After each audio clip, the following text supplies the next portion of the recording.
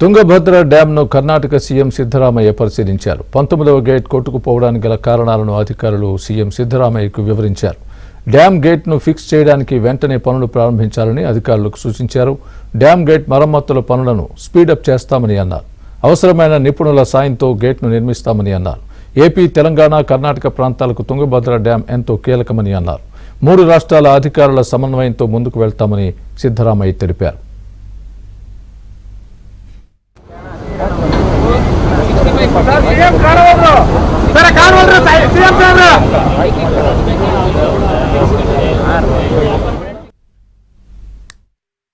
Safety expert Kannaya is entire country is known for this.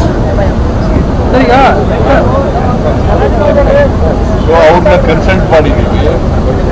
Consult ಮಾಡಿ ಅವರು ಇದನ್ನ repair ಮಾಡ್ತಕ್ಕಂಥ ಕೆಲಸವನ್ನು ಮಾಡ್ತಾ ಇದ್ದಾರೆ. ಅವರ ಏನು ಅಡ್ವೈಸ್ ಕೊಡ್ತಾರೆ ಅದ್ರ ಪ್ರಕಾರ ತುಂಗಭದ್ರಾ ಡ್ಯಾಮ್ ಬೋರ್ಡ್ ಇದೆಯಲ್ಲ ಆ ಬೋರ್ಡ್ನವರು ಮಾಡ್ತಾರೆ. ಕರ್ನಾಟಕ ಸರ್ಕಾರ ಮತ್ತೆ ಆಂಧ್ರ ಸರ್ಕಾರ ಮತ್ತೆ ತೆಲಂಗಾಣ ಸರ್ಕಾರ ಇವು 3 ಜನ ಈ ಬೋರ್ಡ್ನಲ್ಲಿ ಇರ್ತಾರೆ.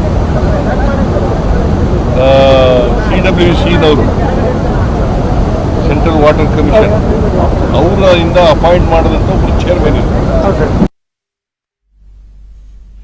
టీబీ డ్యాం నుంచి 1,00,000 క్యూసెక్కుల నీటిని విడుదల చేస్తున్నామని అన్నారు మంత్రి నిమ్మల రామనాయుడు. ప్రాజెక్టులో విలువైన సాగు, తాగునీటిని కోల్పోతున్నామని అన్నారు. కొట్టుకుపోయిన 19వ గేటు వద్ద 5 గేట్లను ఏకకాలంలో పూర్తి చేసేలా చర్యలు తీసుకుంటామని తెలిపారు. స్టాప్ లాక్ గేట్ ఏర్పాటు కష్టతరమైన పనని, 1625 అడుగుల నీరు ఉండగానే గేట్లు అమర్చే ప్రయత్నం చేస్తున్నామని మంత్రి నిమ్మల రామనాయుడు స్పష్టం చేశారు.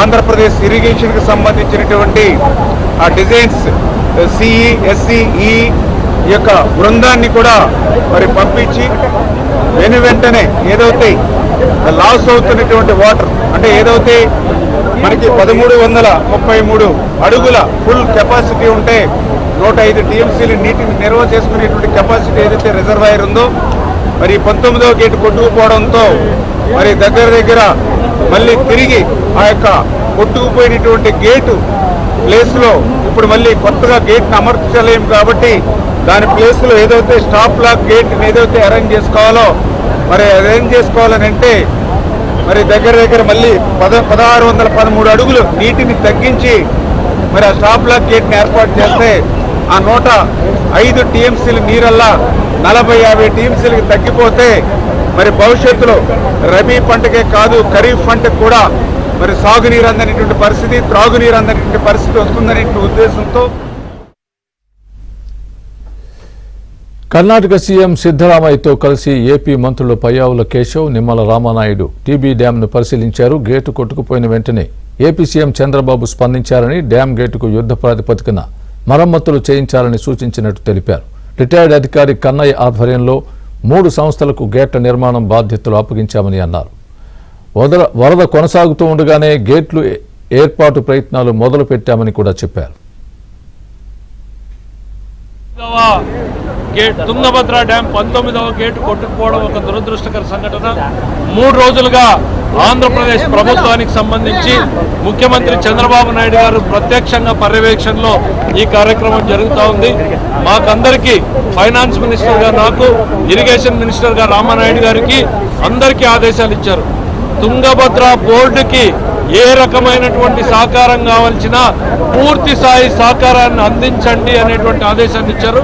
అందుకోసమే లాస్ట్ 3 రోజుల నుంచి కూడా మా టీమ్స్ ఇక్కడ ఉన్నాయి. నిన్నటి నుంచి ఈ రోజు నుంచి కూడా మా ఇరిగేషన్ మినిస్టర్ మేమందరం కూడా ఇక్కడ ఉండడం జరిగింది. కర్ణాటక ముఖ్యమంత్రి, గౌరవ ముఖ్యమంత్రి గారిని కూడా కలిసి మాట్లాడడం జరిగింది.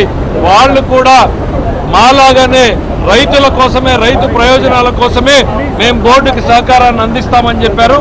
తప్పకుండా రాబోయేటువంటి 2-3 రోజుల్లోనే ఇక్కడ కార్యక్రమాన్ని